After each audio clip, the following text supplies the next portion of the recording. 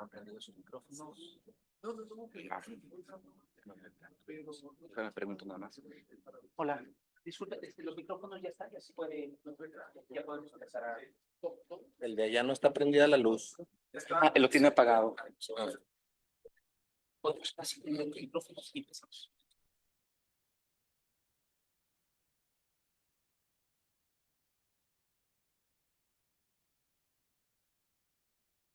Muy buenas tardes. Estamos por empezar nuestra mesa de diálogo, nuestro panel. Pues les invitamos a andar por acá. Bueno, pues muy buenas tardes. ¿Qué tal? Sean todas, todos muy bienvenidos a nuestro seminario Comunicación y Sociedad. Yo soy Rodrigo González. Soy editor adjunto de la revista Comunicación y Sociedad, que es justamente quien organiza este evento. Y a nombre del equipo editorial de la revista Comunicación y Sociedad y del Departamento de Estudio de la Comunicación Social, les damos la más cordial bienvenida a este panel que tenemos esta tarde con grandes expertos que nos hablarán sobre cuestiones de memoria, historia, medios y poder. Para eso me permito presentarles a las personas que componen nuestro panel el día de hoy. Y voy empezando de mi derecha hacia mi izquierda y les presento primeramente al doctor Andrew Paxman, que ahora les leeré su biografía. Bueno, les cuento un poquito. El doctor Andrew Paxman es profesor investigador en el Departamento de Historia del Centro de Investigación y Docencia Económica, CIDE. Obtuvo el doctorado en Historia Latinoamericana en la Universidad de Texas en Austin. Es miembro del Sistema Nacional de Investigadores en el nivel 2. En coautoría con Claudia Fernández publicó el libro El Tigre, Emilio Azcárraga y su Imperio Televisa, Grijalvo 2000. Su segundo libro, En busca del señor Jenkins, Dinero, Poder y Gringofobia en México, que apareció el 2016 bajo los sellos de Debate y el CIDE. La edición en inglés de 2017 estuvo a cargo de la Oxford University Press. Su tercer libro, Los gobernadores, caciques del pasado y del presente, está editado por Grijalvo en 2018. Y es un tomo coordinado que compara gobernadores por revolucionarios y contemporáneos. Su próximo libro, del que ahora le pediremos, vamos a platicar un poco, que será publicado en 2025, es Mexican Watchdogs, The Rise of a Critical Press Since 1980s, que se publicará justamente en 2025. Bienvenido, muchísimas gracias. Muchísimas gracias por la invitación. Ahora tengo el gusto, adelante, tengo el gusto de presentarles al doctor Francisco Peredo Castro. Está aquí a mi derecha. Él es profesor investigador de la Facultad de Ciencias Políticas y Sociales de la UNAM. Es doctor en Historia por esta institución y miembro del Sistema Nacional de Investigadores en el nivel 2. Entre sus publicaciones se encuentran libros como Alejandro Galindo, Un alma rebelde en el cine mexicano, Cine y propaganda para Latinoamérica, México y Estados Unidos en la encrucijada de los años 40, Gregorio Wallerstein y el cine, Historia de una pasión, Proceso y estrategias de comunicación en la historia de México, intersticios entre historia, cultura y comunicación social, México prehispánico, virreinato, independencia, siglo XIX. Como puede apreciarse, sus líneas de investigación son el estudio de la cultura audiovisual y el cine, así como la relación entre historia y procesos de comunicación con los productos culturales de los medios como documentos históricos. Y pues también le pediremos ahora que nos cuente un poco sobre este proyecto y otros que trae. Muchísimas gracias, doctor Peredo, por la presencia por aquí. Gracias a ustedes por la invitación, Francisco, y es un gusto estar por aquí. Muchísimas gracias. Y ahora les presento a nuestro tercer panelista, que está aquí a mi extrema derecha, que es el doctor Adrián José Charlois Allende. Él es profesor docente del Departamento de Estudios de la Comunicación Social de la Universidad de Guadalajara y doctor en Historia por la UAM Azcapotzalco. Es miembro del Sistema Nacional de Investigadores en el nivel 2 y su área de interés es la convergencia entre el discurso histórico y la ficción televisiva mexicana. Entre otras cosas, coordina el Seminario Permanente Memoria y Cultura de la Universidad de Guadalajara.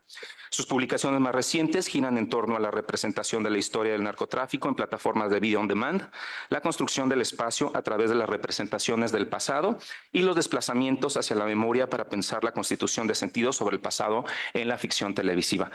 Doctor Cherman, muchísimas gracias por la presencia. Ahorita también le vamos a conversar un poco con él sobre los proyectos que traen en puerta. Entonces, bueno, pues iniciamos esto. Pues me gustaría, vamos a empezar justamente preguntándoles a nuestros panelistas que nos cuesten sobre los proyectos en los que andan, ¿no? En el caso, estábamos hablando hace ratito, el que les presentaba del doctor Andrew Paxman, que es justamente, bueno, esto y otros proyectos, ¿no? Vamos viendo aquí compartirnos las distintas cosas en las que anda cada quien. El libro, ¿no? Que es Mexican Watchdog, The Rise of a Critical Press Since the 1980s. Entonces, pues, bienvenido, doctor, pues, Paxman. Muchas gracias, Rodrigo. Quisiera subrayar mi agradecimiento a Francisco por la muy amable invitación. Es mi primera vez participando en la FIL, aunque llevo décadas viviendo en México, entonces me siento muy consentido por fin. Es un día muy feliz para mí porque mi querido Arsenal acaba de vencer al Manchester United 2-0. Para los que no conocen el fútbol inglés, Manchester United es como el Club América inglés, o sea, el más prepotente de todos. Entonces, Arsenal está venciendo el mal, digamos. Bueno, dejo de hablar futbolísticamente y ahora vamos a hablar de medios. Llevo 6 años investigando y escribiendo un libro que se llama en inglés Mexican Watchdogs, el título tentativo en español, porque sí habrá una edición mexicana también, es Prensa Vigilante. Y este libro se basa en varias experiencias mías, experiencias profesionales, docentes y sociales. Yo era periodista aquí en México en los años 90. Trabajé en The News de novedades y luego en una revista efímera en el Excelsior y luego fui corresponsal para toda América Latina de la revista hollywoodense Variety. Entonces, experimenté de cerca la apertura de los medios de los años 90. Luego fui a Estados Unidos para convertirme en historiador y cuando investigaba mi segundo libro, un libro sobre el señor Jenkins, el industrial de Puebla, pasé, no sé, 8 meses de mi vida en la hemeroteca de Puebla, hojeando periódicos poblanos para poder reconstruir la vida y el entorno de ese señor, ese industrial, William Jenkins. Y hace 10 años, cuando entré el CIDE, me pidieron, como historiador, me pidieron que yo entrara también al programa de periodismo y empecé a dar una clase sobre la historia de la prensa en México. Y al inicio fue un reto muy difícil para mí porque se trató de clases de 4 horas y iba a dar clases en español por primera vez en mi vida. Y también encontré que la historia de los medios, de los periódicos y revistas en México era una historia muy fragmentada. Realmente había poco en cuanto a libros que podían funcionar como libros de texto. Quizá el más adecuado fue Prensa Vendida de Rafael Rodríguez Castañeda, el de Proceso. Que es más una crónica que un libro analítico. Entonces iba formando mi propio temario y se sembraron ahí las semillas de este proyecto. Me invitaron en el 18-19 para hacer un libro sobre la historia de la prensa en México desde los años 80 hasta el presente. Ya habían publicado uno que se trata de la prensa en México desde el 40 hasta el 76, escrito por un paisano mío, Benjamin Smith, de la Universidad de Warwick en Inglaterra. Estoy hablando de la North Carolina Press. Y encontré que la experiencia de estar dando clases en la maestría de periodismo en el CIDE enriquecía muchísimo mi proyecto, porque mis alumnos no eran chamacos, eran periodistas, era una maestría profesionalizante. Entonces, mis alumnos tenían entre como 25 y 45 años y los debates que surgieron en esa clase nutrieron muchísimo el proyecto. Y luego fui a entrevistar formalmente más de 100, creo que a final de cuentas entrevisté más de 150 periodistas y dos docenas de académicos. La primera que entrevisté fue María Elena Hernández Ramírez, aquí de la Universidad de Guadalajara. Entonces, este libro se terminó hace pocos meses y la idea del libro es seguir lo que pienso como el arco del periodismo, el arco de la apertura de los medios que tiene sus antecedentes en los años 60 y 70, pero a mi juicio empezó a acelerar en el salinato, en el sexenio de Salinas de Gortari, y llega a su momento, su cima de libertad de expresión en el sexenio de Fox, y podemos debatir esto.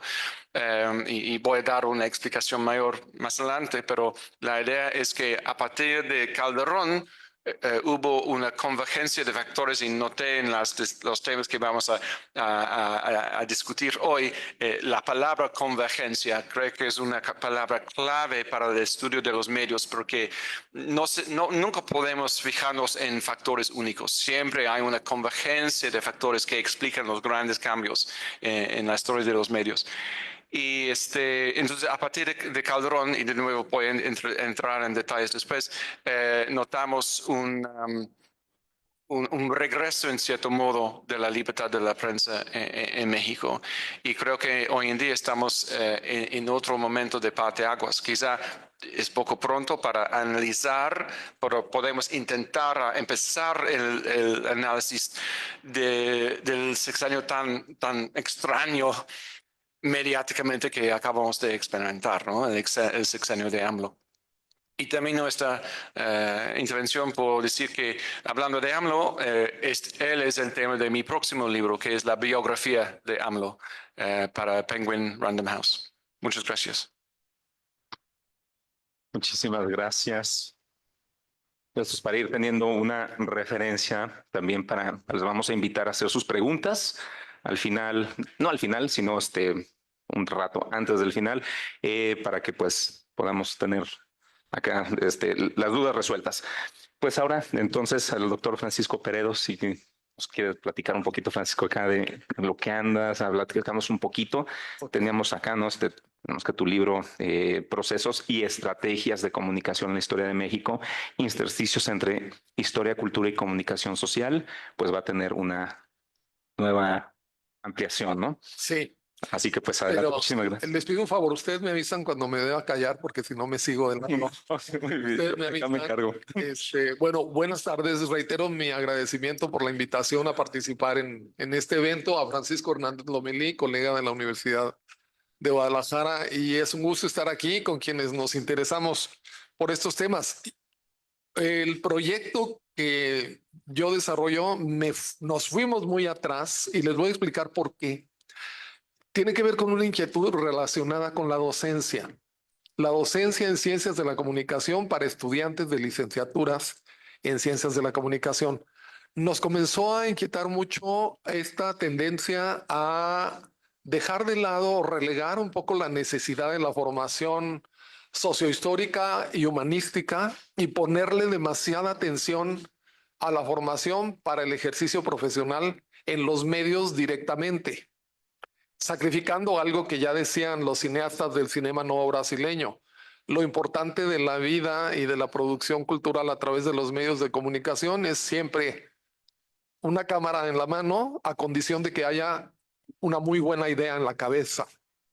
Entonces, esa inquietud nos llevó a preguntarnos cómo podemos resolver este asunto de intentar relegar la formación sociohistórica y humanística sobre los procesos de comunicación y desprender esta idea de enraizar el estudio de la comunicación solamente en prensa, cine, radio, televisión, las nuevas tecnologías e informáticas e irnos un poco más atrás, no a la historia de los medios, sino a la historia de la comunicación. Descubrimos que en 1960 en México ya había libros sobre historia de la comunicación editados que hablaban, por ejemplo, de la historia, los procesos de comunicación audiovisual en la cultura egipcia de la antigüedad. Y decíamos, ¿dónde se perdió eso? En México se estaba publicando y discutiendo en 1960 sobre eso en editoriales como Editorial Patria.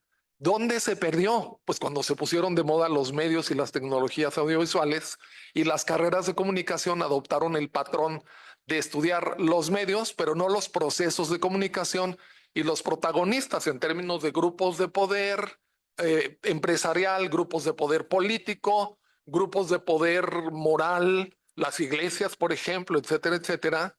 Y ahí enraizamos un poco la justificación para decirles, a ver, si pensamos en México, no necesitamos pensar en el mundo de la antigüedad, donde en la era de los gladiadores en el Imperio Romano ya había comunidades de fans para los gladiadores y dejaban escritos mensajes.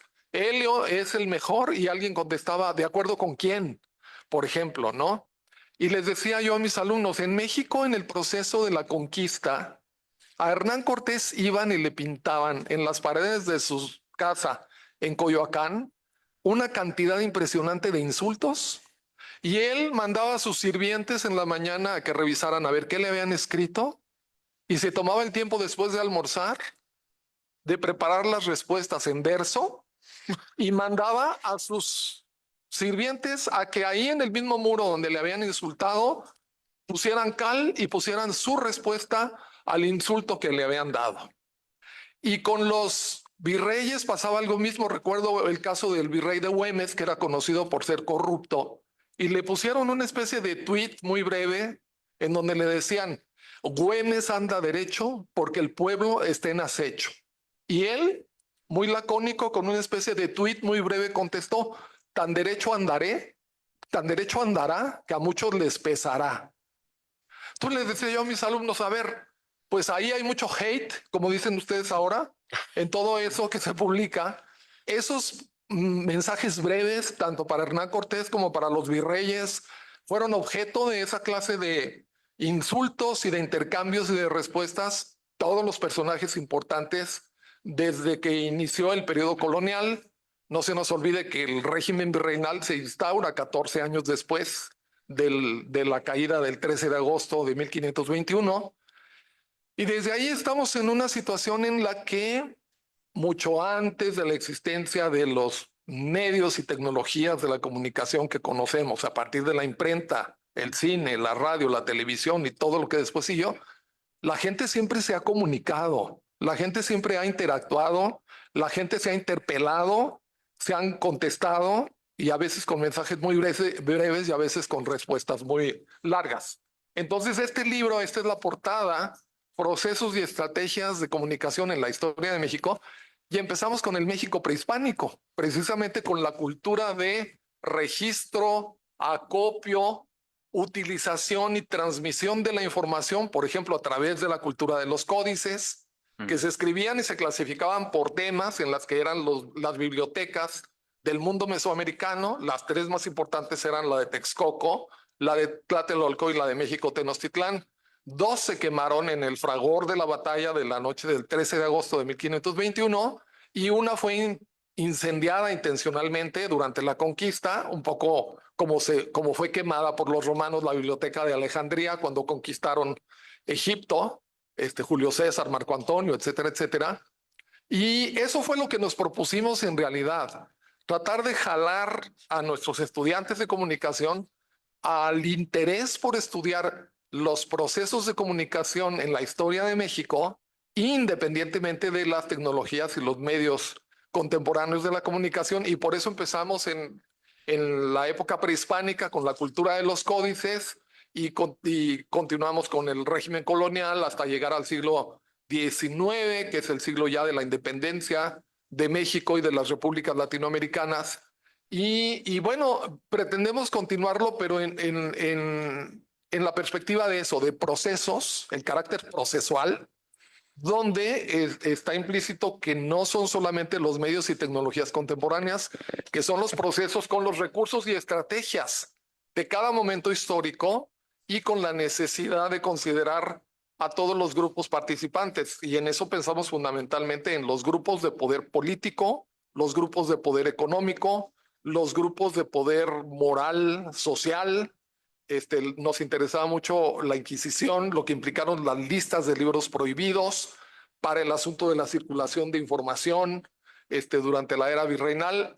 Le explicaba ya a Francisco, lo que nos pasa a quienes encabezamos un proyecto y coordinamos un proyecto es que luego nos queda mal algún colega con un capítulo que tenía encomendado hacer, que finalmente no lo hace, y ahí hay de dos: o quien está coordinando al grupo de investigación asume el reto de él mismo de escribir el capítulo que faltó, o de plano pues el libro sale cojitranco con un capítulo que estaba planeado poner y que siempre no va a estar. Entonces, como eso pasó en alguna medida, los libros salieron y salieron con algunos textos, pero sí tenemos pensado continuar en este proyecto, que por ahora fue un proyecto interinstitucional entre nosotros, la Facultad de Ciencias Políticas y Sociales, con la Universidad Panamericana, la Escuela de Comunicación, y desde luego pues quedan muchísimas cosas en términos de procesos, estrategias de comunicación, de grupos participantes en esos procesos de comunicación, de las expresiones en términos de la cultura popular y de las relaciones de los destinatarios de los procesos de comunicación, usuarios, lectores, consumidores, como sea que se les llame, frente a los grupos de poder. Cómo reaccionaron los grupos de poder religioso cuando el cine mexicano, por ejemplo, trataba temas como el divorcio, el aborto. Por ahí hay películas como Tu hijo debe nacer, que tienen unos mensajes tremendos, estigmatizadores en contra de las mujeres por el asunto del aborto, y es una película de 1956. O cómo se usó el tratamiento del tema del divorcio en los filmes mexicanos de los años 40 a los 50, también para estigmatizar a las mujeres, acusándolas de ser las culpables si un matrimonio se disolvía, como ser las responsables de la disolución de una institución social fundamental en la sociedad. Eso lo tuve que publicar en otro libro aparte, en el Instituto de Investigaciones Estéticas. Y entonces esas cosas nos interesaban en términos de la comunicación. En este caso, pues sí me refería al cine, en concreto el cine sobre el divorcio, y los efectos de cara a la sociedad y la estigmatización de las mujeres, pues porque son temas vigentes ahora. Que se está debatiendo mucho el asunto del derecho de las mujeres a decidir sobre su propio cuerpo, y del derecho de que las mujeres no sean estigmatizadas como las únicas responsables cuando ocurre un divorcio, y temas de esos. Pero nos interesa el proceso y no tanto el medio como tal, sino el proceso. A ver si no causé más confusión con lo que dije. Gracias. Muy bien, muchas gracias, doctor Francisco Peredo. Doctor Charlos, le paso el micrófono porque tenemos tres, así que nos lo compartimos. Gracias. Bueno, pues de nuevo reiterar el agradecimiento a Francisco, al equipo de comunicación y sociedad que me consideró para este seminario. A diferencia de mis colegas, más que historia de los medios, yo trabajo historia en los medios de comunicación, en específico en la televisión. Llevo ya un tiempo con esta agenda. Por formación inicial, cuando estaba en la licenciatura en historia, más de un maestro me dijo que la historia que se contaba en televisión era nula y que no valía la pena, y entonces por ahí surgió mi duda de a ver si es cierto, ¿no? De a ver si, entonces vamos revisando las formas en que se escribe en la televisión, historia, y eso me obligó a entrarle a los debates de comunicación e historia de los medios para un poco comprender las trayectorias en las cuales la historia había surgido en diferentes formatos. Específicamente he trabajado formatos ficcionales, empezando por la telenovela en México, pero después, empezando por la telenovela en México y después siguiéndole con las series de conmemoración del centenario y bicentenario. Pero después, un poco entrando a los estudios de memoria, motivado por el doctorado, por búsquedas personales, por necesidades de respuestas que no lograba articular entre comunicación e historia, me tomé casos nuevos, digamos, provenientes de los cambios en las plataformas digitales, de las cuales, por ejemplo, en Netflix, más o menos el 20% del catálogo son temas históricos o temas sobre el pasado, por decirle de alguna manera. Entonces me llamó la atención este anclaje que estaba haciendo las nuevas plataformas de streaming con el pasado como forma de conexión con audiencias y como estrategia de expansión, digamos, de sus catálogos, de su distribución. Y entonces entré por ahí junto con la doctora Jania May a analizar cómo se estaban conformando cánones de narrativos en torno a ciertos temas. Nosotros agarramos el tema del narcotráfico en parte porque evidentemente Netflix ancla ahí parte de su estrategia comercial, ¿no? En este tipo de ficciones. Así arrancó Netflix en América Latina. Entonces, por ahí fuimos trabajando la manera en que entre estas distintas ficciones iban tramando un universo narco que nos explicaba un poco la historia del fenómeno en América Latina. Pero esto me llevó también a entrarle a la dimensión industrial. Siempre en estudios de memoria hay básicamente tres preguntas: es qué se cuenta, cómo se cuenta, y luego quién lo está contando o quién hizo la selección de temas, ¿no? Entonces por ahí he entrado un poco a esta dimensión industrial para trabajar los casos de las compañías productoras con las cuales se está aliando Netflix para producir ficción, agarrando el caso de una productora que se llama Dynamo en Colombia, que básicamente ha producido varios de los éxitos de Netflix y de otras plataformas. Entonces por ahí entré a trabajar preguntándome un poco qué relaciones había entre la forma en que se habían conformado estas compañías productoras y el tipo de historias que nos estaban lanzando. Entonces por ahí ha ido mi agenda de trabajo en los últimos años. Ahora trabajé un poco con Francisco una historia de la televisión tratando de atender justamente a los cambios en las formas de contar el pasado y a partir de ellos relatar cómo estaban sucediendo las transformaciones en este ecosistema televisivo, ¿no? Listo. Perfecto, muchísimas gracias. Pues ya tenemos una introducción para saber pues justamente en dónde están y hacia dónde van, ¿no? Hacia dónde va la agenda de estos tres investigadores. Y justamente ahora la cuestión es, cuando estábamos pensando en este panel, nos parecía muy interesante justamente tenerles aquí, ¿no? Poderles invitar, porque lo que veíamos es que están trabajando justamente en la transversalidad de unas áreas que no son exactamente las áreas tradicionales y clásicas de los estudios, ni en comunicación, ni en historia, ni en poder, sino que estamos hablando justamente de esas áreas grises, esos puntos de convergencia en los diagramas de Venn, ¿no? Esos puntos que apenas se tocan, se intersectan, y que justamente lo interesante sería pues saber qué está pasando, qué hay en la agenda de investigación sobre estas áreas, por menos llamarles grises, y saber cómo sea dónde va. Entonces, con base en eso, hicimos algunas preguntas que fue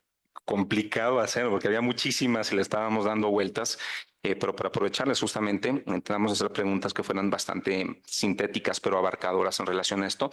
Entonces voy a hacer la primera pregunta y la idea es que podamos, bueno, yo la tiro al aire y la pueden ir contestando según vayan teniendo ganas de contestarla y así le hacemos. Les voy a preguntar lo primero, que es: ¿qué convergencias políticas, económicas y sociales creen ustedes que han moldeado las relaciones mediáticas del poder en el México contemporáneo? Una pregunta, ya sé, nada sencilla, pero justamente por eso sería buenísimo oírles. ¿Quién quiere empezar? Adelante, Ana.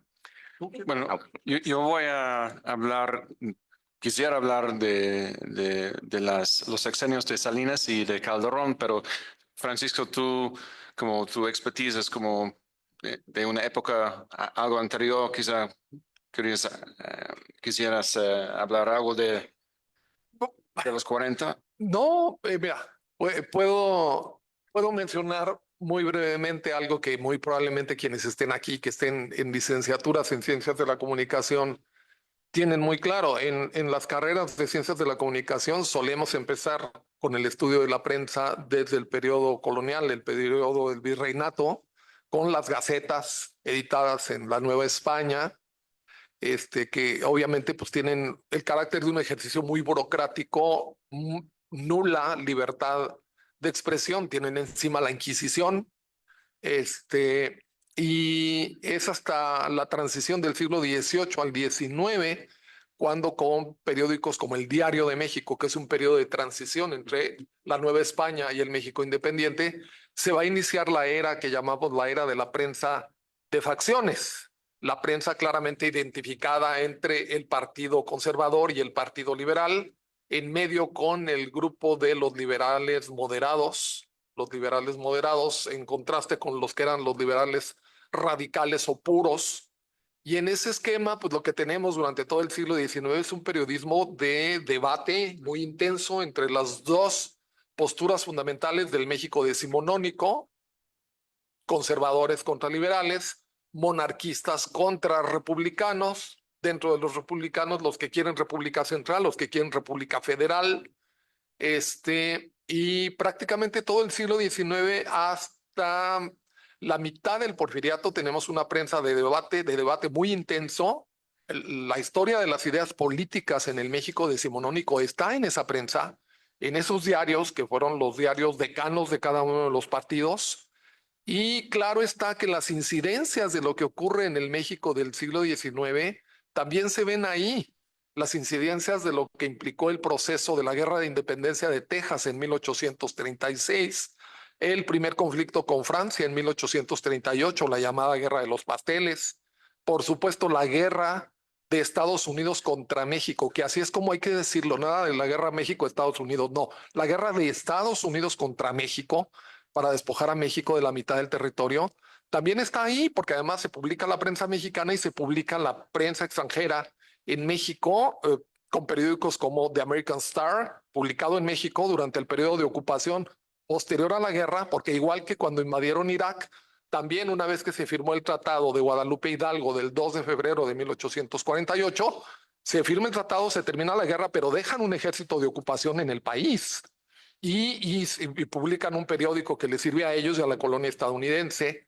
Después la intervención tripartita de España, Francia e Inglaterra, que se convierte luego en intervención francesa a solas para instaurar el imperio de Maximiliano y Carlota, y viene la era de la prensa imperial, donde va a haber, pues sí, la prensa del imperio, pero también la prensa del Partido Liberal, que no está muerto, porque pues el Partido Liberal existe.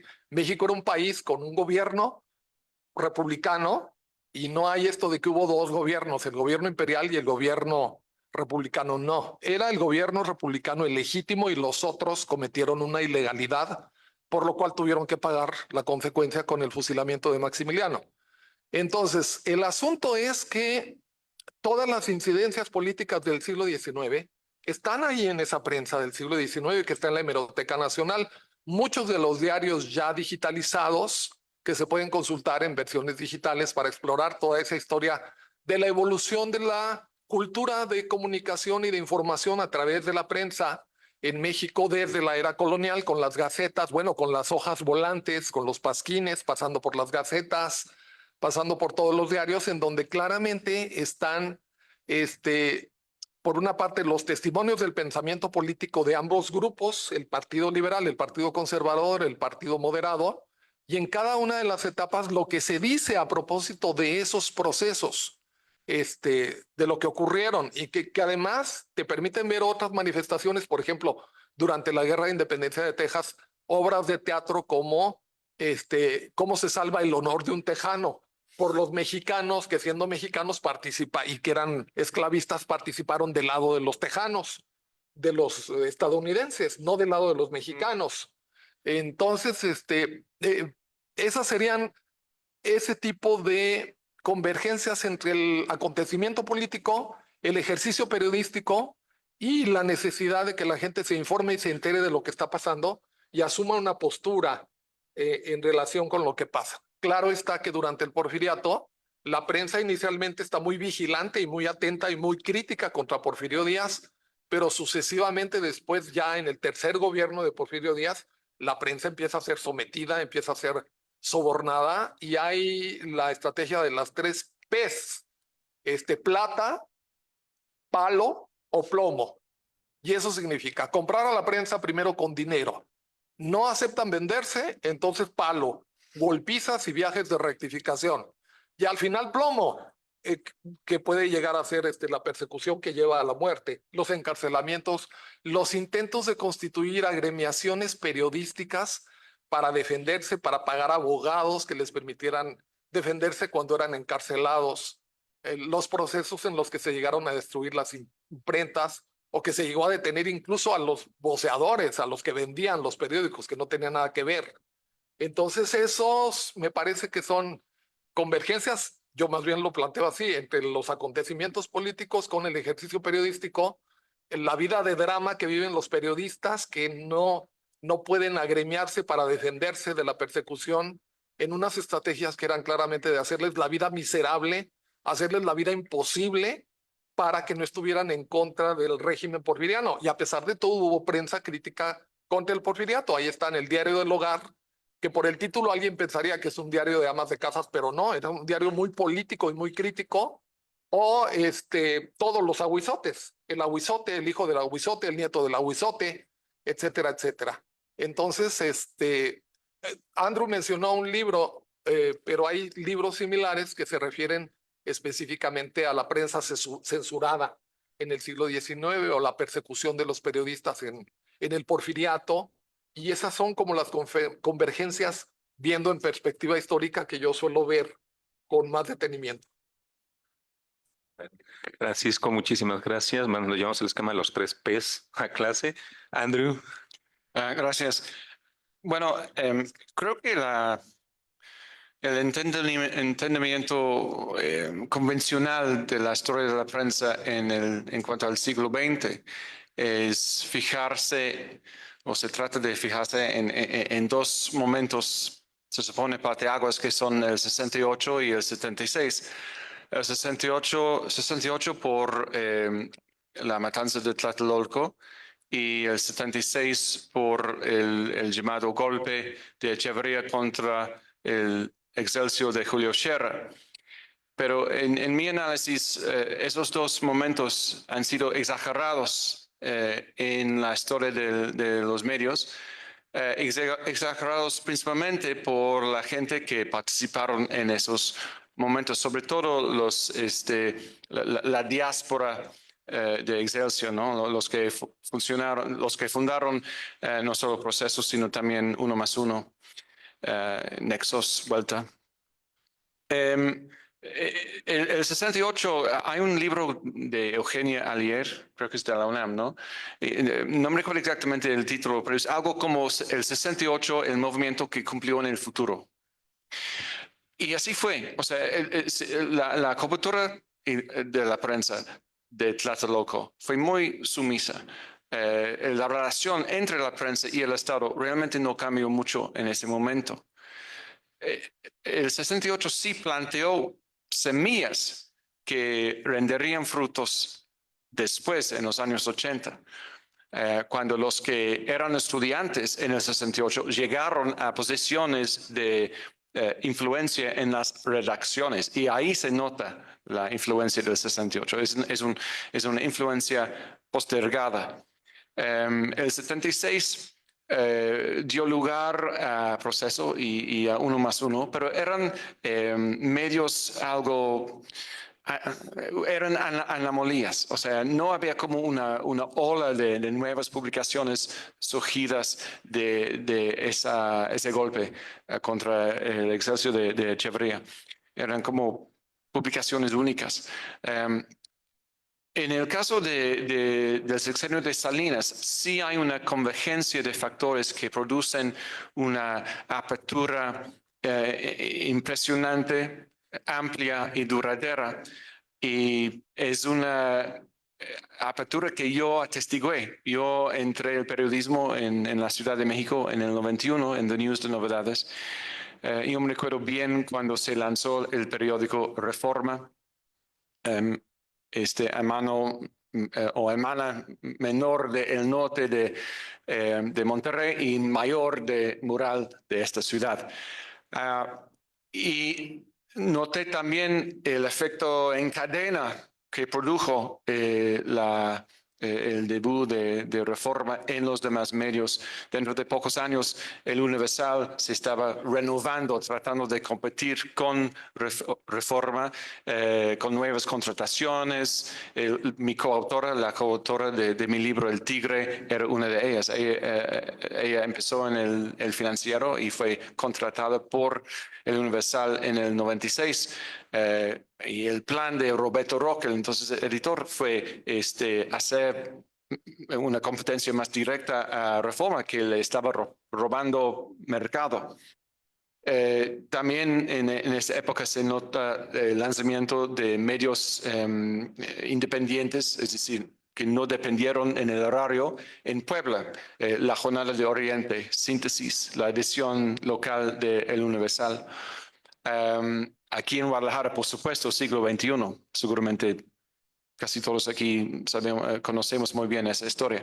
Entonces, hay varios lanzamientos o renovaciones de periódicos en los estados que toman lugar en ese sexenio o poco después como consecuencia a los cambios.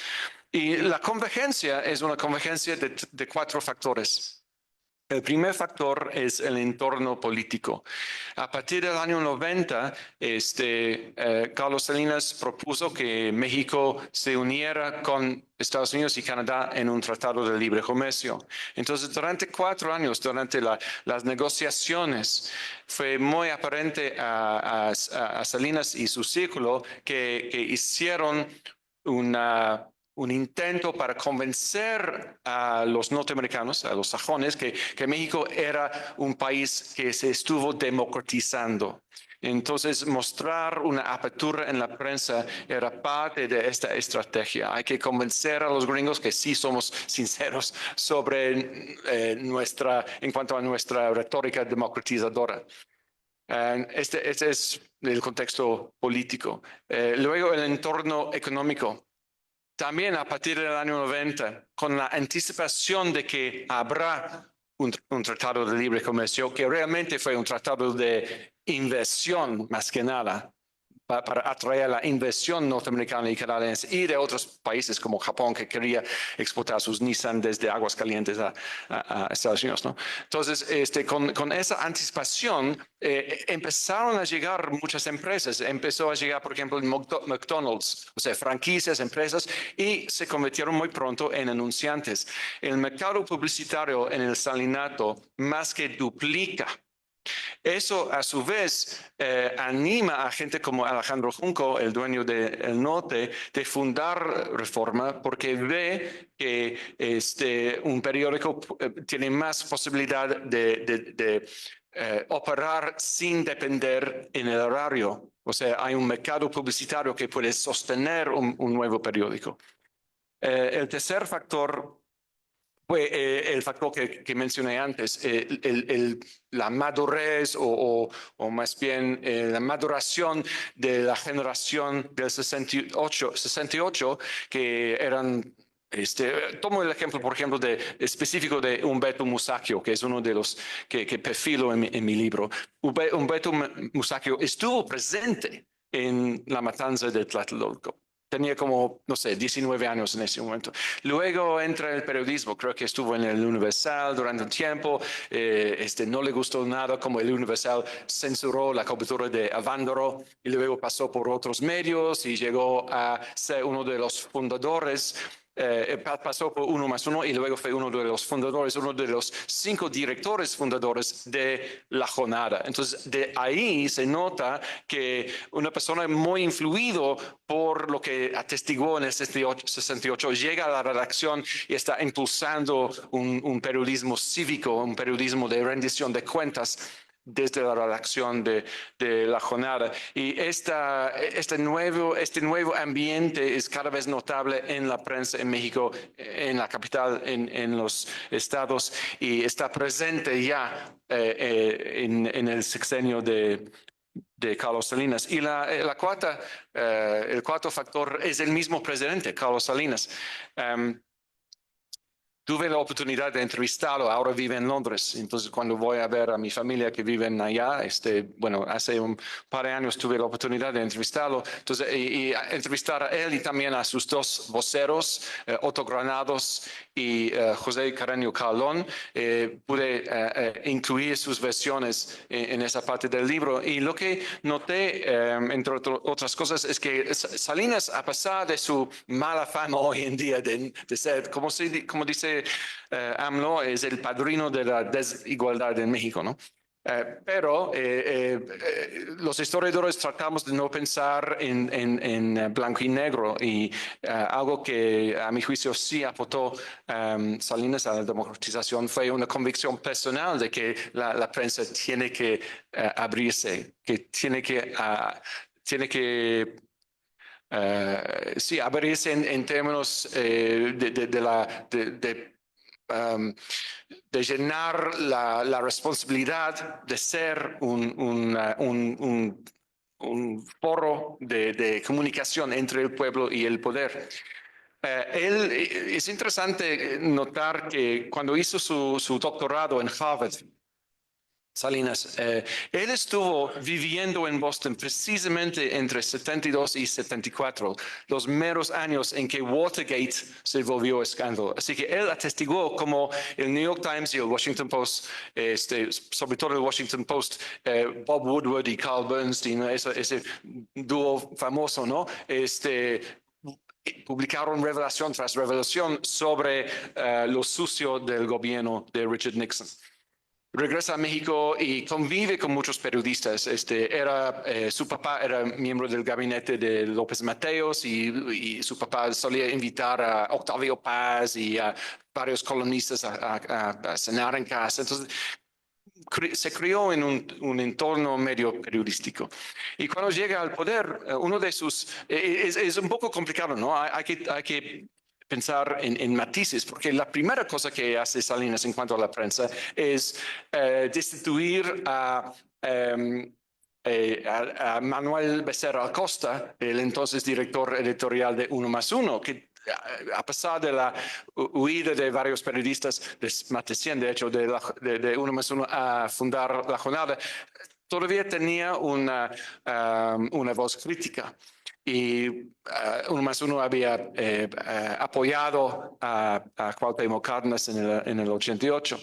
Entonces, se piensa, la interpretación convencional es que Salinas estuvo muy molesto con el papel de Uno más Uno en la elección y mandó a Becerra Acosta al exilio en el 89. De hecho, los hechos son un poco más complicados, porque Uno más Uno en ese entonces estuvo muy endeudado, y Becerra Acosta estuvo, como admitió muchos años después, ya soñando de jubilarse en España. Bueno, unos meses después de ese acontecimiento, anuncia en el Día de la Libertad de la Prensa, cuando tradicionalmente hay un banquete en que se invita a cientos de periodistas a convivir con el presidente, él anuncia, o por lo menos él menciona la posibilidad de quitarle a IPSA su estatus de monopolio estatal. Es decir, esa empresa que había surtido el papel periódico a los medios desde los años 30, su propuesta fue deshacer ese monopolio por bajar los aranceles sobre papel periódico importado de Estados Unidos y Canadá. Fue citado después por Alejandro Junco como uno de sus motivos para fundar Reforma, porque esa acción de Salinas de terminar con ese monopolio estatal le dio la confianza a Junco de que ya no van a usar PIPSA como espada de Damocles sobre las cabezas de los editores, como amenaza de que les vamos a quitar el periódico si publican cosas feas sobre nosotros, ¿no? Entonces, estos cuatro factores, a mi juicio, combinan y contribuyen a una apertura que tiene su desenlace en la fundación, el establecimiento de Reforma y otros medios siglo XXI, entre ellos. Y no sé si ya me extendí. Entonces voy a hablar de la época de Calderón en otro momento. Ahora regresaremos porque de hecho hay otra pregunta acá por ahí. Muchísimas gracias, Andrew. Y Adrián. Gracias. Bueno, yo pensaba esta pregunta un poco en términos de las narrativas que trabajo y pensaba por lo menos en tres elementos de convergencia que me parecen relevantes al momento de trabajar con la historia en la televisión. Y una tiene que ver justamente con el uso político de la historia, ¿no? Y entonces pasamos de un panorama de una televisión monopólica, digamos que funciona en parte como instrumento del Estado, para hacer una expansión de narrativas oficiales, y no lo digo porque, digamos, el Estado propusiera las narrativas, sino porque justamente en el ejercicio de experimentar sobre formatos para producir historia, para producir un discurso histórico, fueron muy relevantes las tensiones entre el Estado y la televisora. Entonces, en ese ejercicio de poder fue justamente que el gobierno en ese momento, el del 68 es Díaz Ordaz. Díaz Ordaz. Mi memoria no opera bien. Díaz Ordaz pide justamente a la televisora que incluyan historiadores por parte del gobierno y entonces empieza un control sobre las narrativas. Entonces pasamos de esa narrativa, de esas narrativas que operan como instrumento del Estado, que complementan en buena parte la educación oficial sobre el pasado, más el mismo Ernesto Alonso decía que su objetivo real era funcionar como una especie de Diego Rivera de la televisión y poder pintar un mural que fuera desde la conquista hasta la revolución, ¿no? Entonces esa era su apuesta educativa. No la logró al final, nunca hubo telenovela sobre la conquista, pero bueno, en ese sentido iba la relación con el poder. Y pasamos de eso a una especie de desestructuración cuando surgen primero la televisión de paga y luego las plataformas de streaming, en donde empiezan a circular narrativas sobre el pasado que no tienen que ver con el control estatal sobre los pasados nacionales y entonces surgen un montón de tensiones respecto a lo que se dice en televisión o lo que se dice en estas ficciones, ¿no? Buen ejemplo es el caso del narcotráfico que ha levantado toda serie de ámpulas, las series sobre el narco, ¿no? Incluido López Obrador, que opinó sobre lo pernicioso de estas series y su idea de que romantizan la vida del narcotráfico, ¿no? Entonces, estas nuevas narrativas transnacionales que surgen desde diferentes focos, en este caso a lo largo de Latinoamérica, empiezan a generar una serie de tensiones con los gobiernos locales. Igual pasó en Colombia con la productora Dynamo, que el presidente llamó a la productora para decir que qué imagen estaban dando de Colombia cuando solamente hablaban de narcos, ¿no? Entonces empiezan a generar este tipo de relaciones entre poder. Y otra parte tiene que ver en esos términos de usos políticos, es como la extensión transnacional de las historias locales, ¿no? Es decir, estas historias que empiezan a funcionar como ejemplos transnacionales de cosas, por ejemplo, de la corrupción, por ejemplo, de la violencia, pues, ¿no? En el caso específico de México tenemos esta serie que acabamos de analizar, que es la de Historia de un crimen Colosio, que opera de esa manera, ¿no? Va extendiendo en lo transnacional y va haciendo comparaciones entre crímenes de diferentes regiones, ¿no? Entonces, una sería ese uso político. La otra tendría que ver con las concentraciones, con la concentración mediática, ¿no? Pasamos de este monopolio a una supuesta diversidad de propietarios de medios y luego encontramos que con el streaming, a pesar de todas las posibilidades que existen, vuelve a haber una especie de concentración en 4 o 5 compañías que básicamente controlan el flujo de lo que está consumiéndose a lo largo y ancho del mundo, ¿no? Y en este sentido, privilegian cierto tipo de historias, privilegian cierto tipo de pasados en función de estrategias de expansión de sus propias plataformas o en función de intereses propios de la industria que los produce, es decir, de la industria estadounidense, ¿no? Como ya sucedía con Hollywood, pues eso no es nada nuevo. Pero Por ejemplo, el caso de Narcos, vuelvo al caso de Narcos, en donde hay un recurso técnico importante que es la voz en off, y siempre es la voz en off de la DEA la que nos está hablando sobre el proceso de América Latina, ¿no? Entonces ya tenemos miradas puestas sobre la región, construidas desde otras latitudes, ¿no? Y la otra es el surgimiento de nuevas representaciones antes marginadas en los estados nacionales, ¿no? Eso también permite que circulen formas de representación distintas del pasado que no tienen que ver con estas historias canónicas de la constitución de la nación ni nada, sino que tienen que ver con procesos que en mucho sentido emocionales que tienen sentido a lo largo y ancho de la geografía en la que se expande la producción, ¿no? Cosas como el crimen, la corrupción, asesinatos políticos, etcétera, que levantan ámpula a lo largo de las regiones, ayudan a conformar estas zonas de sentido respecto al pasado. Entonces, me parece que eso, junto con el reordenamiento del consumo que ha provocado la digitalización, el algoritmo y todas estas cuestiones, van transformando las relaciones de poder y las convergencias que pueden existir entre lo político a nivel nacional e internacional, entre las necesidades económicas de las plataformas y el poder en general, ¿no? Muchísimas gracias. Pues entonces, para recoger cosas que quedaron abiertas, dijimos vamos a retomarlas. Lo juntamos con el otro aro del otro diagrama de Venn, que es, y bueno, con esto ya también cerramos con esta pregunta para dar paso a las preguntas del público, para que vayan apuntando sus preguntas posibles.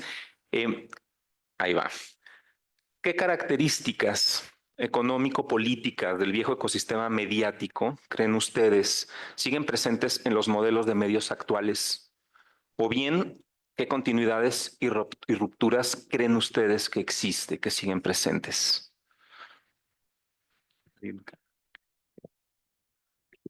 Ok. A ver, me interesa la perspectiva que plantea Andrew porque él refiere dos puntos fundamentales que son el 68 y el 76.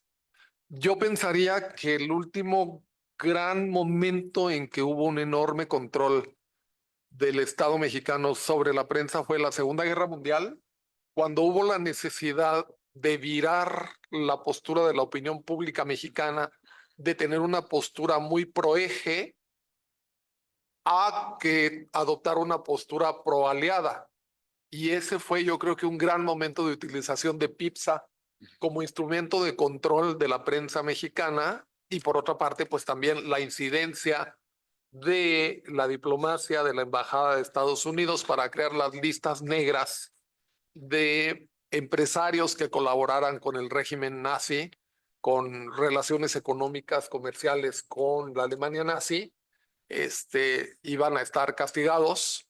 Y con esas dos pinzas, la PIPSA por una parte y las listas negras que hizo la embajada estadounidense para decir estos empresarios mexicanos están haciendo negocios con empresas alemanas, torcer a través de la venta de publicidad en los periódicos y a través del control del papel, la postura de la prensa en primera instancia para a través de ese doblarle el brazo a la prensa, conducir a la opinión pública, a la ciudadanía, a adoptar una postura pro aliada. Creo que ese fue así como el último gran momento de mucho control del poder del Estado sobre la prensa. Ya después, durante la era de la segunda posguerra, la Guerra Fría, se nota esa incidencia cuando vemos en la prensa todos los mensajes, todas las informaciones publicadas a propósito de estas ideologías disolventes, el temor por el comunismo, el temor por el comunismo que está detrás, de hecho, de mucho de lo que ocurre en el 68 y está ahí en la prensa toda esa clase de información sobre la ideologización de las juventudes, la amenaza, la revolución cubana causa mucha preocupación, mucha tensión en México, por supuesto, y se nota también, está ahí en el discurso periodístico, la revolución cubana, pero sí son dos momentos cruciales, el 68 y el 76. Hay quienes incluyen también el 88 por el asunto del fraude electoral, precisamente en que llega Carlos Salinas de Gortari al poder y no Cuauhtémoc Cárdenas. Y esos serían como aspectos fundamentales previo a lo que Andrew ha referido. El, el, el, el uso de PIPSA y por otra parte las tensiones ideológicas en ese periodo. Y me siento muy cercano a lo que investiga Adrián en términos de que yo también he referido las formas en que se refieren los procesos históricos en algunos productos mediáticos. Uno de mis últimos capítulos tiene que ver con una película que a lo mejor ustedes conocen. Se llama Héroes o Traidores, El Batallón de San Patricio, o también Héroes sin Patria. Y comentaba ahí, me interesó esa película porque tiene una perspectiva, siendo una película hollywoodense, una perspectiva atípica para referir la guerra de Estados Unidos contra México, porque siendo una película hollywoodense, no toman partido por Estados Unidos, sino por México. Y claro, eso significó que la MGM compra a la empresa que produjo la película y luego la congela. Es decir, compró a la empresa MGM y no les gusta la perspectiva que tienen respecto a la guerra de Estados Unidos contra México. Dicen, están a favor de México. Entonces congelan la película y la guardan prácticamente. Y ahora hay quienes reclaman diciendo, pues esa película se puede convertir en un clásico, pero la guardaron en el closet, ¿no? Entonces comentaba yo con Francisco que en ese libro que publicó el Instituto Nacional de Estudios Históricos de las Revoluciones en México, mi capítulo lo dejaron al final, es el último capítulo de todo el libro porque no hallaban dónde ponerme, fui el único que hablaba de la historia referida en el cine. Y luego en otro libro del Instituto Mora, donde también hablé, utilizando cine con historia, también quedaron mi capítulo en el último lugar del libro porque tampoco hallaban dónde ponerme porque yo era el único que hablaba de temas de cine en relación con la historia. Entonces cargo un poco con ese problema. Y los dos libros están disponibles en internet por si los quieren buscar, en el Instituto Mora y en el Instituto de Estudios Históricos de la Revolución, de que por andar refiriendo la forma en que se trata la historia en los medios, luego no hayan dónde ponerme y me dejan al final. Pero estoy totalmente de acuerdo con lo que tú investigas y me gusta mucho porque en México una gran parte de la ciudadanía sabe de la historia nacional y mundial lo que ve en los medios, no lo que se puede leer en libros, ni lo que se les enseña formalmente en la educación formal en las instituciones educativas desde la primaria, la secundaria, los bachilleratos y las licenciaturas. Entonces es un asunto muy serio el del tratamiento de la historia en los medios, porque la gente aprende la historia en los medios y no en las escuelas ni en los libros. O sea.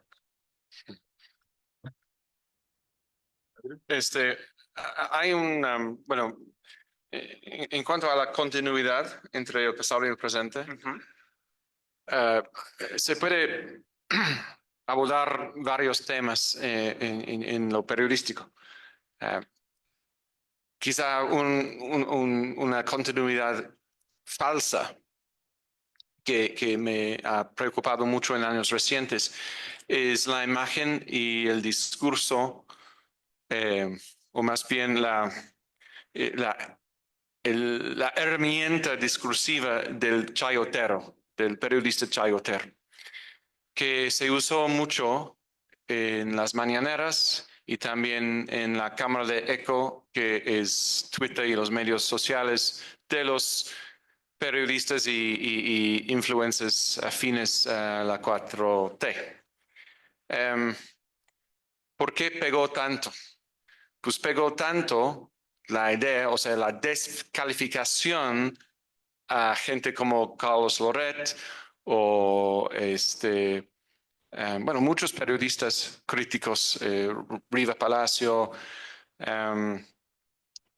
Ciro Gómez Leiva, porque existía durante décadas un verdadero fenómeno del periodista chayotero. Es decir, la llamada prensa vendida, un término que surgió en el 68. De hecho, había existido desde los años 40 cuando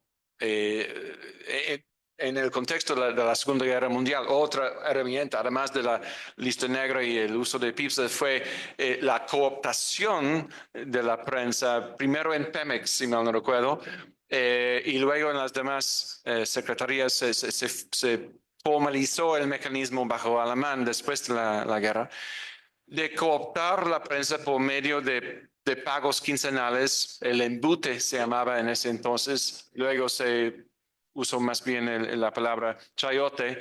En una época, embute fue la entrega quincenal del soborno, del suplemento al salario, y chayote fue un pago ad hoc. Entonces, durante 50 años más o menos, el periodismo mexicano está establecido en términos económicos sobre el chayote. Los editores están pagando sueldos de miseria a propósito, porque saben que el gobierno o dependencias del gobierno, tanto federal como estatal o aún municipal, van a pagar a los periodistas con sobres de efectivo. Este mecanismo empieza a desvanecer, nunca desaparece por completo, pero empieza a disminuir a partir del sexenio de Salinas, cuando presidencia es la primera en decidir ya no vamos a pagar chayote a los reporteros de la fuente. Y poco a poco las demás secretarías, por lo menos a nivel federal, desprenden de ese mecanismo.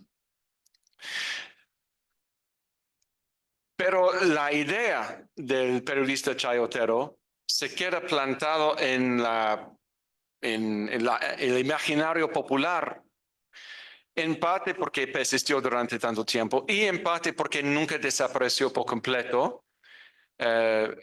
Nunca desapareció por completo en el DF y en los estados, y en algunos estados más que otros, seguía siendo la forma principal de sobrevivir para un periodista. Tabasco, por ejemplo, era casi estándar. Casi no hubo periodista tabasqueña que no ha tenido ese apoyo del gobierno del estado hasta nuestros días. Persistió mucho en el Estado de México también. Podemos no pensar en otros estados. Entonces, esta idea de que los periodistas son fundamentalmente corruptos, que están siempre buscando un dinero extra, aunque es una imagen anticuada de la prensa y una imagen que no describe los periodistas en reforma o animal político o proceso, que además pagan bien o relativamente bien a sus reporteros. Aún así, la figura o el insulto de chayotero fue utilizado por la presidencia y por la prensa afín y los influencers y los youtubers para atacar a proceso, a reforma, a animal político y a otros. Y la confusión fue fácil de generar porque sí había periodistas críticos que a pesar de ser críticos habían seguido recibiendo ciertos apoyos durante la época de Fox, Calderón y Peña, Loret, Gómez Leiva, Riva Palacio, etc. Entonces fue medio fácil para que el gobierno satanizara a toda la prensa utilizando esa herramienta retórica. ¿Te refieres a los contratos para la prestación de servicios? Bueno, la publicidad oficial también. O sea, hubo un truco discursivo de equipar la publicidad oficial con el chayote. Son dos cosas muy distintas. Sí, claro. Pero el truco retórico por parte del Palacio Nacional en tiempos de López Obrador fue de equiparlos. Sí. Gracias. Bueno, primero que nada agradezco a Francisco porque efectivamente sin los estudios previos, sobre todo desde el cine, poco hubiera podido yo entrar al tema de la televisión porque no había Más que eso, y uno, creo que alguno de Guillermo Cermeño también reflexionando sobre telenovela, Sí, pero era muy poco lo que se trabajaba a nivel nacional sobre el tema. Bueno, y en América Latina en general tampoco eras mucho, ¿no? Pero poco a poco, ahora hay seminarios de historia y medios que muy interesantes. Pero en fin, bueno, en términos de continuidades, yo creo que voy a hablar de un poco de las plataformas, pero creo que las plataformas de streaming en el momento en que pasan de ser repositorios de contenido licenciado, como empezó Netflix básicamente, y como se expandió a lo largo de América Latina, para pasar a ser productores de contenido, pasaron a actuar un poco en el mismo sentido de los broadcasters de toda la vida, ¿no? De los broadcasters internacionales de toda la vida, ¿no? Entonces, siguen manteniendo la idea de concentración como un eje de expansión, que me parece proveniente, digamos, de los medios tradicionales, ¿no? Por el otro lado, este ejercicio de control de las narrativas cambian digamos, los círculos políticos desde donde se controlan, pero se sigue haciendo en función tanto de intereses, creo, políticos, pero también bajo la idea, dice Astridel, de generar estas narrativas viajeras, es decir, de generar narrativas comunes que atraviesen fronteras y que puedan ser leídas por distintas audiencias, ¿no? Otro elemento que me parece esencial es la prevalencia de las formas de narrar. Eh, a pesar de los cambios, a pesar de que la telenovela perdió audiencia, a pesar de todo eso, sigue siendo el melodrama el género narrativo primordial de los medios audiovisuales, ¿no? Podemos ver en Netflix nuevas formas narrativas y experimentos de todo tipo, pero el melodrama sigue estando en medio, sobre todo como forma explicativa y como forma de conexión emocional, ¿no?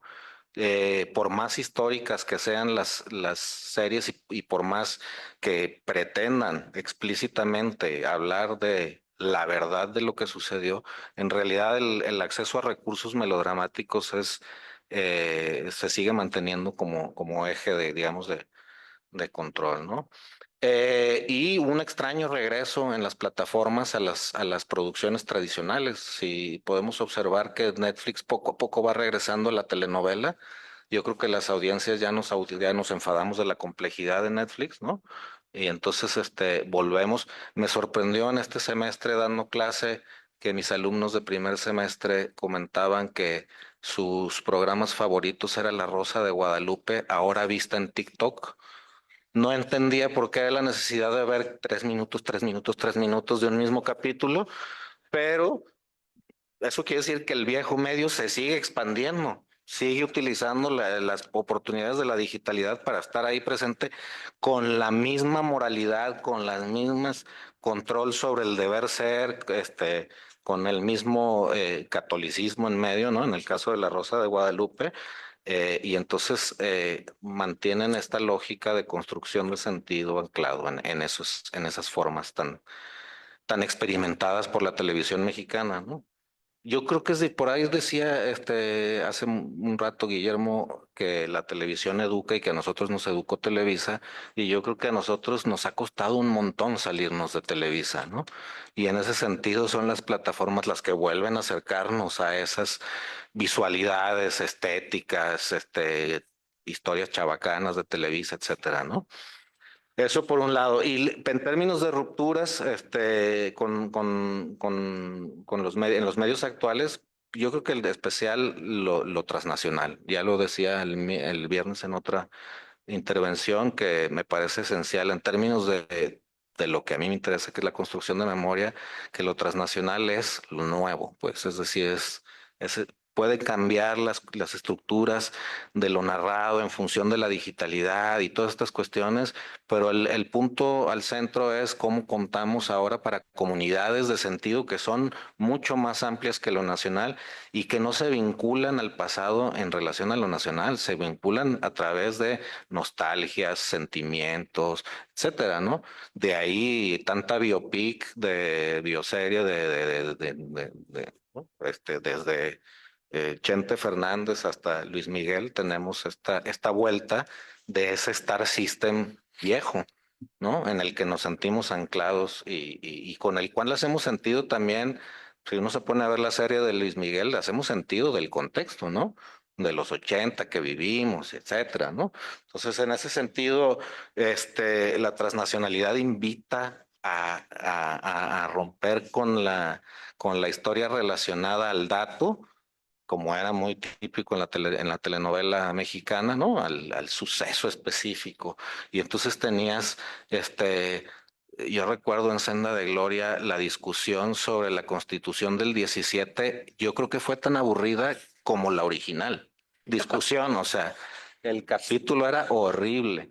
Pero en fin, pasamos de eso, de esa necesidad estatal de la certeza sobre ciertas narrativas, a una que es como más abierta a la exploración de estos sentimientos en relación. Porque el caso de la violencia me parece ejemplar porque pues, es lo que vivimos en América Latina cotidianamente, ¿no? Y en ese sentido, el estarnosla explicando la violencia, sus orígenes, su relación con el asesinato de Colosio, todas estas cuestiones tienen que ver con esa necesidad de búsqueda de alguna respuesta a este caos tan espeluznante, ¿no?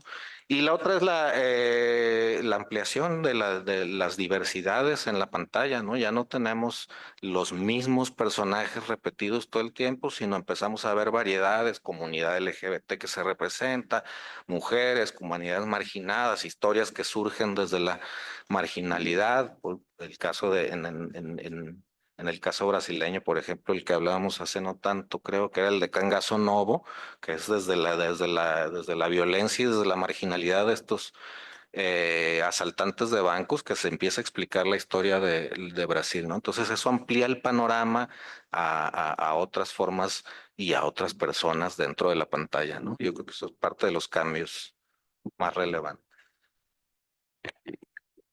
Va. Bueno, pues yo tenía ya planeado mi maratón de Netflix para las vacaciones, ya me lo cambiaron un poco acá. Creo que va a haber forma de hacer otro visionado. Pues quisiera preguntarle si alguien quiere hacer alguna última puntualización, aporte, para pasar en todo caso a las preguntas del público. Sí. No sé, ¿sí? ¿Estamos bien? Bueno, pues entonces tenemos el micrófono abierto para las preguntas. Adelante. A ver, no sé si va a haber un micrófono que nos presten para...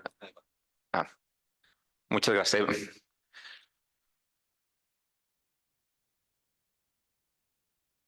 Acá tenemos la primera, ¿va?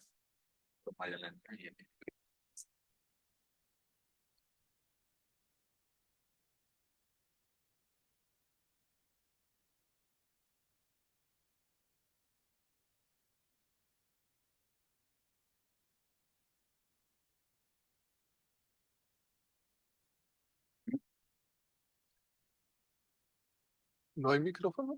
Acá. Ay, yo ya. Les dejo. Serían dos preguntas muy breves, muy breves. Una para Andrew. Decías que escribirías una biografía acerca de Andrés Manuel y la pregunta va en el sentido de que seguramente habrá muchos escritos, mucha bibliografía y hemerografía. ¿Cómo evitar? Y todos estos escritos que uno lee generalmente están a favor o en contra, o lo odian o lo aman. ¿Cómo evitar caer en este maniqueísmo? Y una segunda, que quizás sea también para Adrián, Adrián, y quizás también competa a Andrew. Yo recientemente leí un libro que se llama Dos Familias, que habla de los Salinas y de los Echeverría, pero hace un recorrido de todos los sexenios. Y ahí nos dice que los presidentes normalmente trabajaban para la CIA, desde Gustavo Díaz Ordaz, López Mateos, y etcétera, etcétera. Y entonces, ayer, y bueno, en este libro nos narran cómo han estado ligados al narcotráfico, todos ellos, ¿no? Quizás a partir de Salinas de Gortari, fundamentalmente. Y ayer asistí a una presentación de un libro que se llama La Historia Secreta, que es de Anabel Hernández, que narra, parece ser que de manera muy explícita y profunda, las relaciones de Andrés Manuel con el narco. Quisiera saber su reflexión o una reflexión acerca de este tema. Gracias. Muchas gracias por la pregunta.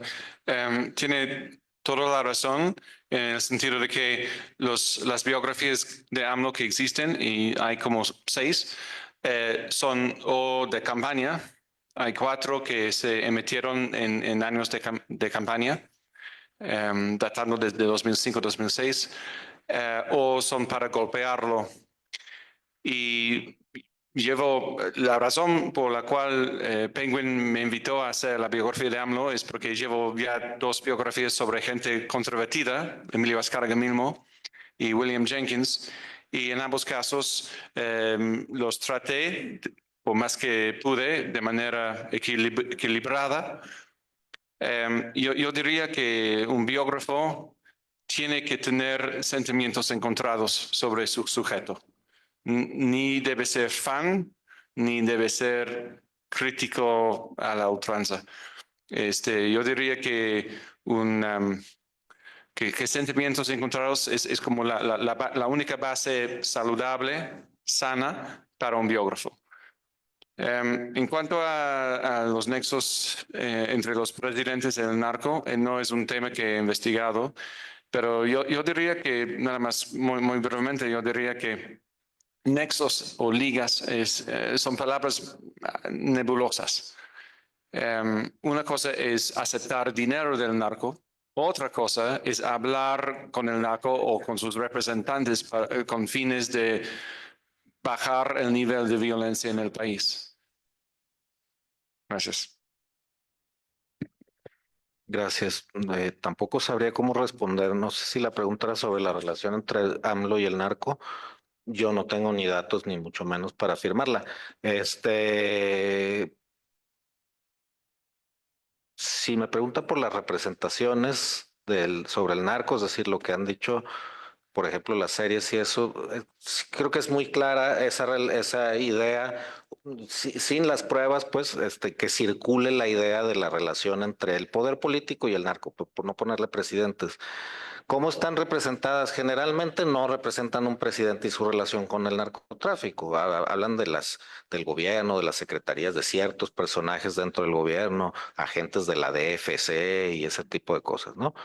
Pero hasta ahí tendría. Sobre el observador, no, pues no tendría nada que decir, no, no me imagino, pero bueno. Yo tampoco. Sí, no me imagino.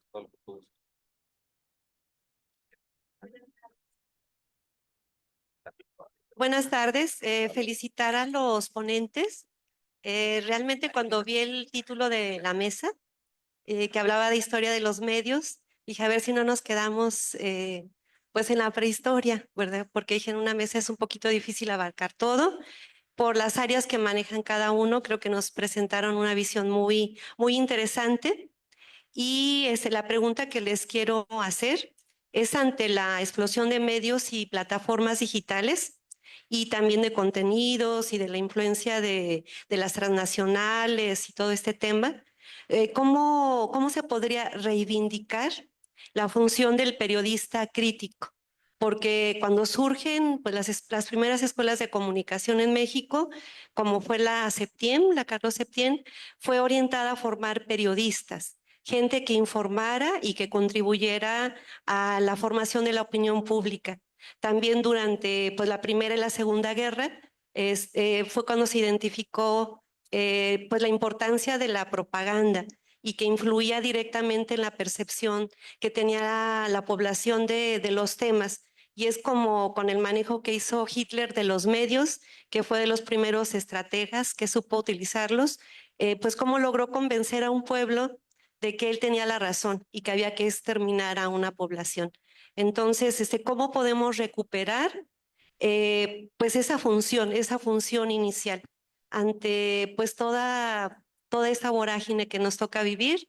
Y cómo, o sea, se me hace muy interesante lo que comentó el doctor Francisco, o sea, no perder la historia, no perder la epistemología, o sea, los orígenes, porque no solo es saber funcionar y usar la tecnología e informar, sino hacerlo de manera crítica.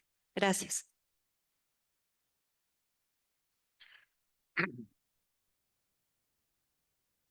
Yo tengo dos respuestas a la cuestión de cómo seguir fomentando o apoyando, sosteniendo una cultura periodística en la cual los periodistas están pidiendo cuentas al poder y proveyendo información verídica en vez de practicar la declaracionitis o declaracionismo. Hay muchas respuestas, pero voy a plantear dos. Una es que debe de haber un sistema de apoyos de los gobiernos federal y estatales blindado contra la injerencia política. Esos sistemas sí existen en Europa. La mayoría de los países europeos tienen sistemas de apoyos a los medios para que puedan sobrevivir periódicos tanto impresos como en línea. Son prácticas que empezaron en Holanda y Noruega a finales de los años 60, principios de los 70. Tienen consejos constituidos por gente que no son de partidos políticos, son expertos, son académicos, etc. Y reparten dinero público a los medios sin injerencia política. Necesitamos algo de eso en México. Y segundo, debemos cultivar en los mexicanos desde muy joven una capacidad de interpretar la información. Es decir, a mi juicio debe ser parte del currículo, por lo menos desde la secundaria, de cómo interpretar la información que les llega en los aparatos, de cómo leer un periódico, de cómo leer un tweet, de cómo llegar o distinguir entre información verídica, confiable e información que es o propagandística o es mentira, etc. Puede ser que ese tipo de educación está incorporada dentro de clases de español, de literatura, o como una especie de materia separada, pero debe de haber, y hablo de mi propio país también, en Inglaterra, existe, pero poco, debemos cultivarlo. Si me permiten, eso es lo que en ciencias de la comunicación llamamos la necesidad de la educación para la recepción. ¿Cómo formamos espectadores, consumidores, usuarios de los productos de los medios como usuarios competentes, cada vez más educados, analíticos, reflexivos, críticos respecto a todo lo que reciben a través de todo tipo de medios de comunicación? Aquí en la Universidad de Guadalajara está un investigador muy importante, Guillermo Orozco, que junto con Mercedes Charles Krill publicaron un libro que se llama así, Educación para la Recepción. Y creo que está editado en Editorial Trillas, si mal no recuerdo. Y lo usamos en las licenciaturas en Ciencias de la Comunicación justamente por lo que vemos como una necesidad ingente, urgente, de educar a las juventudes para que sean eso, espectadores competentes, críticos, y para que no les pase lo que mencionabas respecto a que siguen viendo La Rosa de Guadalupe y la forma en que la ven, que me horroriza lo que acabo de escucharte decir. Pero pero que sean espectadores de verdad competentes, analíticos, reflexivos, críticos respecto a todo lo que les llega de los medios. Y debería de ser no solamente una búsqueda para estudiantes de ciencias de la comunicación, sino para la sociedad completa. A todos les hace falta desprenderse de la cultura, de lo que consumen. Ya decía yo, la gente que sabe de la historia nada más lo que han visto de la historia en los medios, no a través de los libros y de la educación formal en las instituciones. Nosotros los historiadores nos pasamos investigando y escribiendo libros donde queremos referir los hechos históricos para que luego resulte que en la televisión les ponen otra cosa. Y pues sí, es medio frustrante, claro. Nunca vamos a competir con la venta de libros sobre Gloria Trevi y Sergio Andrade, pero pero hacemos la lucha. Gracias. Pues nada, no podría coincidir más con ellos. Yo creo de hecho que no, esa capacidad de crítica no se desarrolla ya en la universidad. Ya no tiene nada que ver con los programas universitarios, sino con la educación básica, ¿no? En donde tenemos que aprender y eso, la educación para los medios, para ser receptores más críticos, etcétera. Tenemos, ay, perdón. Bueno, tenemos tiempo ya nada más para otras 3 preguntas. La doctora Marilena, la maestra Camacho y el doctor Pablo. Buenas noches. Muchas gracias por esta mesa. Ah, Me ya. parece que les dejaron una tarea muy difícil, hablar de historia y medios de comunicación cuando simplemente reducirlo a el periodismo y la historia es ya demasiado y por lo tanto me dejan la inquietud de leer los trabajos del doctor Francisco. A mi colega ya lo conozco, a Adrián, y lo tengo cerca. Y a Andrew Paxman, que recientemente tiene por publicar un libro sobre historia reciente de la prensa, del cual me interesaría mucho conocer la estructura, pero antes de esto quisiera sostener que gracias, doctor Francisco, que está luchando para que se integre en la enseñanza de la comunicación la historia, pero entiendo que no la historia yuxtapuesta. Entiendo que un enfoque histórico estructural que permita ver como sistema, como una parte de un gran sistema, la estructura de la comunicación, la estructura de los medios con toda su amplitud, y en donde, si nos vamos al caso que expuso Andrew con respecto al periodo de Salinas, hay una riqueza enorme para analizar cómo desde el poder, en el gobierno de Salinas, con su discurso de la modernización de la sociedad, desde el poder se impulsaron cambios en el periodismo, en la estructura de relaciones prensa-gobierno, que fue muy extraño, porque se siguieron cometiendo prácticas perversas, como lo han llamado Raúl Trejo, el propio Carreño Carlón, se siguieron cometiendo prácticas de relación perversas, pero al mismo tiempo sí fue un parteaguas necesario para que nos integraran al Tratado de Libre Comercio. Como bien lo señaló Andrew, sí somos un país que se está democratizando y que su prensa también va a dejar de practicar, o las relaciones con el poder van a dejar de practicar esos precisamente prácticas perversas. Entonces, en ese aspecto no se puede separar el estudio de la comunicación social, el estudio de la comunicación pública, de las relaciones de poder, cualquier tipo de poder.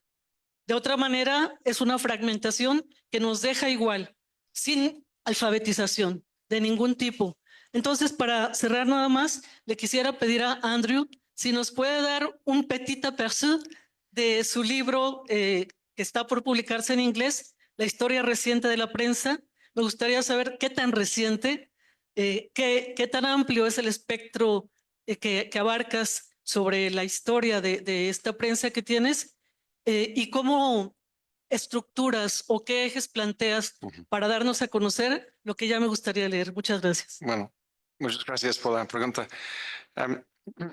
La idea del libro es contar la historia de la prensa desde los años 80 hasta nuestros días. Y empiezo en los años 80, en parte porque yo llegué a México la primera vez en el año 90, empecé a trabajar en el periodismo en el 91, entonces experimenté una parte del salinismo. también me estoy fijando en la prensa afuera del DF. Hay una tendencia en la historia de los medios de ser muy capital céntrico, ¿no? De fijarse mucho en lo que pasó en la Ciudad de México. Así que en el primer capítulo que se trata, tengo un capítulo de resumen de cómo la prensa como era antes, ¿no? La prensa desde la revolución o desde el porfiriato hasta los años 80. Pero cuando agarro la narrativa, y sí es una historia narrativa, la idea es que es un libro que puede interesar a un público en general, no solo académicos. Entonces, yo cuento muchos historias de medios y historias de periodistas. Mencioné antes Musacchio. Es uno de, no sé, una docena de personajes que yo entretejo en el libro. Otro es el tapatío Jorge Zepeda Patterson. Y empiezo ese capítulo donde inicio la narración de lo que sucedió en los últimos 35 años en Tijuana con con la revista Z, que se fundó en el año 80. Y yo argumento, de hecho, en varios de los primeros capítulos, que las grandes innovaciones en la prensa mexicana, una mayoría de esas innovaciones surgieron en los estados, no en la Ciudad de México. Hablo de Z. Dedico un capítulo entero al siglo XXI.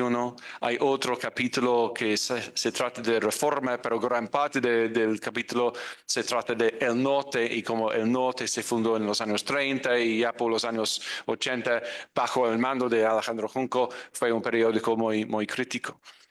Es importante notar que prensa crítica no es sinónimo con prensa izquierdista. Se puede criticar desde la derecha también, como hacía el norte en los años 80, criticando, por ejemplo, el robo, el fraude en Nuevo León en el 85 y en Chihuahua en el 86. Entonces sigo la narración entretejiendo personajes, medios y historias de los estados con historias de la Ciudad de México y llego hasta Peña Nieto.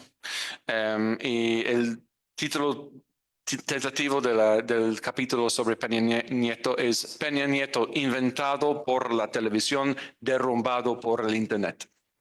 Entonces hablo de Animal Político, sin embargo, Aristegui Noticias, como los tres portales importantes que socavaron el peñismo y mostraron la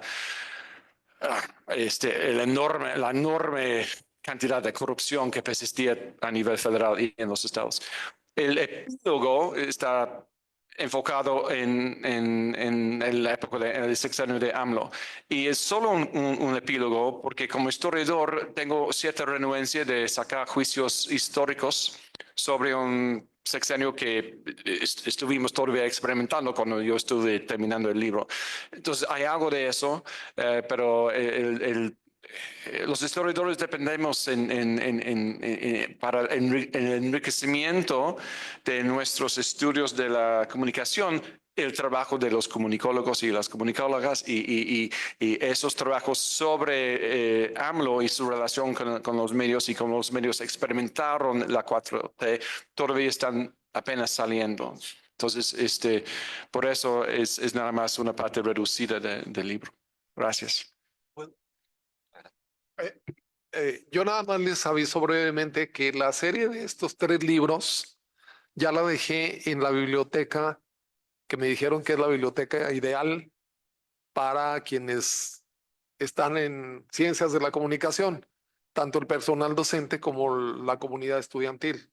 Entonces, los 3 volúmenes en un viaje anterior los traje para la biblioteca y ahí están. No los trajeron aquí a la feria, lamentablemente. Ese es un problema con la distribución de los libros, pero ahí en la biblioteca ya están la serie de los 3 libros y próximamente la Dirección de Publicaciones de la UNAM los va a poner en versión digital en el portal de libros UNAM, pero eso se lleva un poquito de tiempo, unos meses. Gracias por el anuncio. Había más preguntas.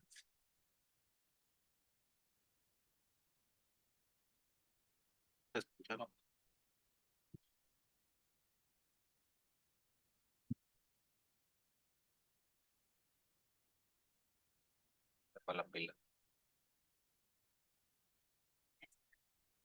Bueno, sí, ok. Mejor. Bueno, pues primeramente quiero felicitar a los ponentes, ¿sí? Y en segundo lugar, es una pregunta para Adrián. ¿Podrías profundizar más en el tema de la concentración de estas 4 compañías que mencionas? Si son mexicanas, si son extranjeras. Por lo que nos has comentado, yo deduzco que pues una de ellas es Netflix, ¿no? Y la segunda es Televisa, por lo que nos has comentado con estas narrativas de Senda de Gloria y del Vuelo del Águila. Entonces, ¿cuáles serían estas otras 2 compañías, sí? Si se han dado por fusiones o son oligopolios o cómo vienen estructuradas, porque de ahí dependen muchas estas plataformas de streaming. Gracias. Listo, gracias, Clemen. No, me refería más bien a que en el nuevo ecosistema digital estaban empezando a suceder concentración de la distribución. Televisa no la contaba porque en el ecosistema digital, salvo ViX, que es relevante en México, pues no.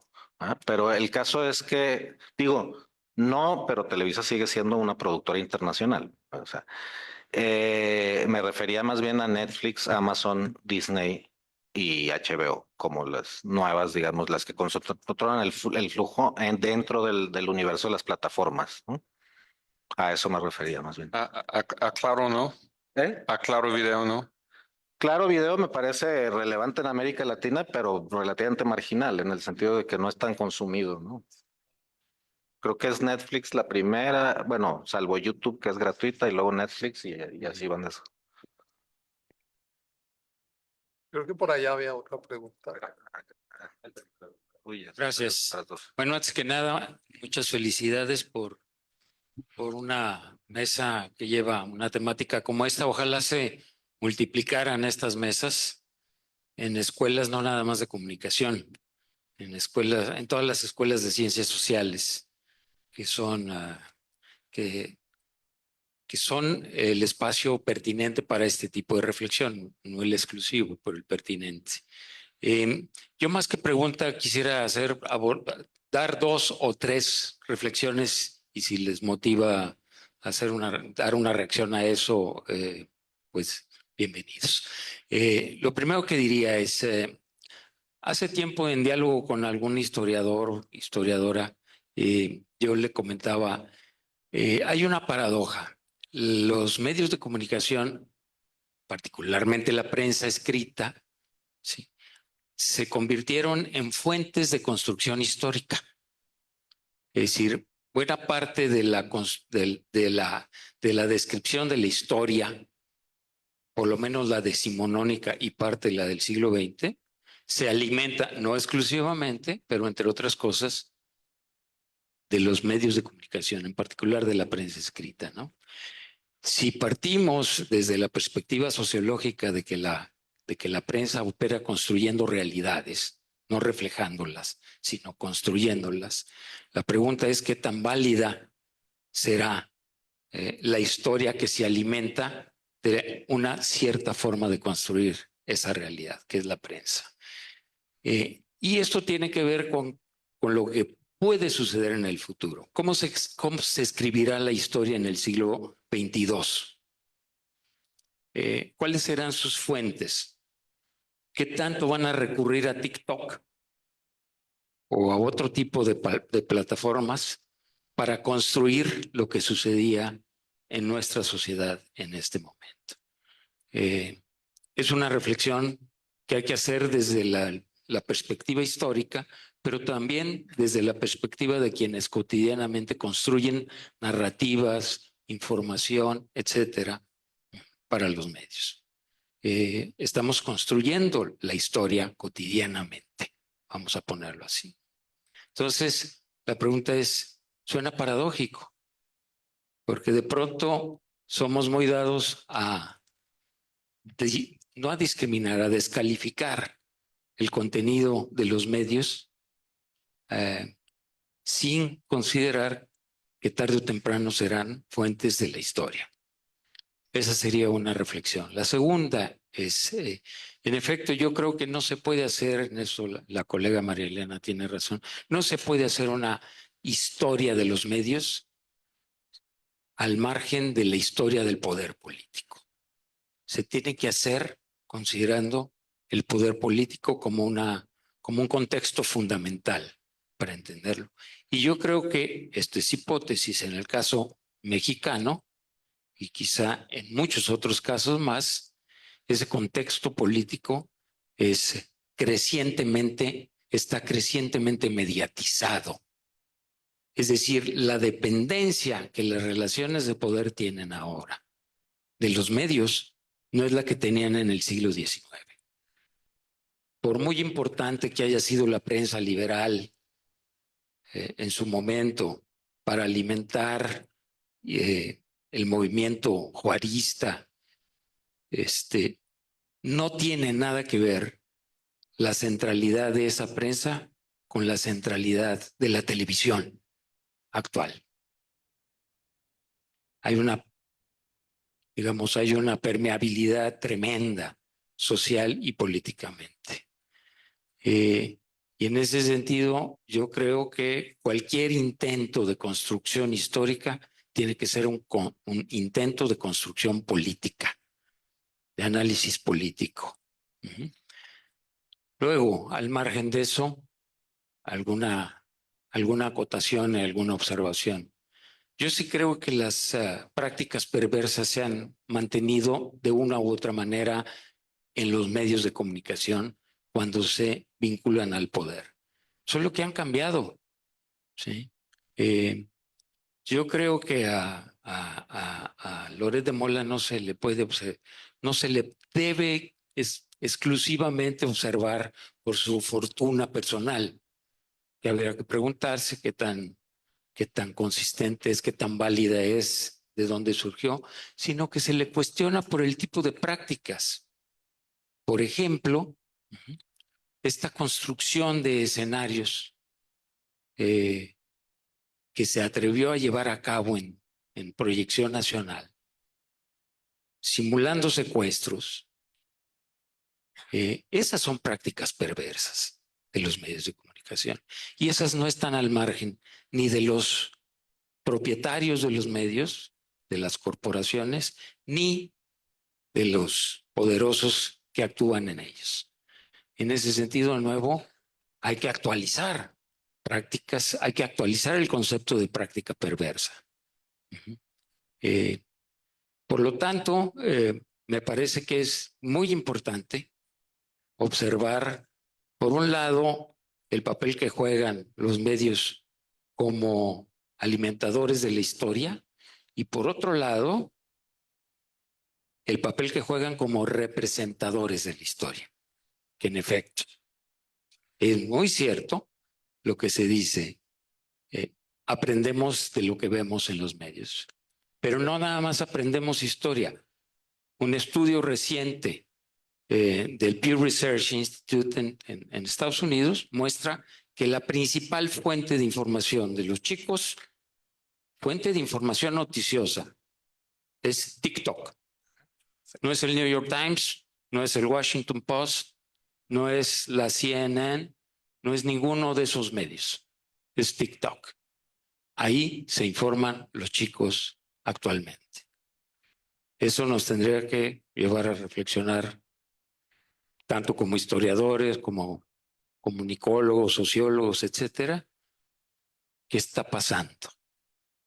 Y yo, para concluir, nada más diría que no estamos viendo un cambio cualquiera. Creo que somos testigos de cambios profundos que se están dando en el entorno mediático y en el entorno político. Esa sería hipótesis. Y muchas gracias por su paciencia. Vaya. Ya no tenemos tiempo para preguntas, sino más bien ya para una breve respuesta y estaríamos por terminar. Adelante. Bueno, en cuanto a no se puede escribir la historia de los medios sin la historia del poder, estoy de acuerdo en cuanto a México. No creo que el poder figura tanto en la historia de los medios, por ejemplo, en Estados Unidos. Es un factor, pero no es un factor tan importante porque su ambiente su entorno mediático es muy del mercado libre. La injerencia del gobierno en los medios se notó en tiempos de guerra, pero más bien hubo como una convivencia que persistía entre los medios principales, como por ejemplo el New York Times y la Casa Blanca. No una censura, sino una convivencia que persistía hasta la guerra de Vietnam y empezó a desmoronarse en esa época y aún más a principios de los 70 con Watergate y también con los se me olvidó el nombre de esos papeles que se expusieron en el Washington Post, encontrados por Daniel Ellenberg. Panamá. Los Panama Papers. No Panama Papers, otros papers. Guacamaya. ¿Perdón? Pentagon Papers, gracias. Los papeles del Pentágono. Que se ve muy en la película The Post. Hay una escena muy interesante en que hay un diálogo entre la dueña del Washington Post, Catherine Graham, y su editor, su director editorial. Y llegan a la conclusión de que esa convivencia cómoda que existía entre los medios grandes y el poder está quedándose en el pasado y que los medios realmente están entrando en una nueva postura de pedir cuentas al poder como nunca habían hecho antes. Y creo que en Estados Unidos la historia de los medios desde los 70 para nuestros días es una historia de libre mercado principalmente. Yo quiero concluir algo a propósito de las representaciones de la historia en los medios, que es algo que a mí me interesa mucho. Y estaba recordando un libro muy interesante que a lo mejor lo conocen, que se coordinado por Michael C. Carnes y se llama Past Imperfect. Y lo que hicieron fue que le pidieron a historiadores especializados en aspectos muy específicos de la historia estadounidense que eligieran una o dos películas referidas a ese episodio histórico y que la analizaran a la luz de la historia, que tienen un como apartado así son los hechos como ocurrieron y así son los hechos como los cuenta la película o las películas. Deberíamos de replicar en México así, pasado imperfecto, y como historiadores elegir una o dos películas que se refieran al hecho y luego el hecho.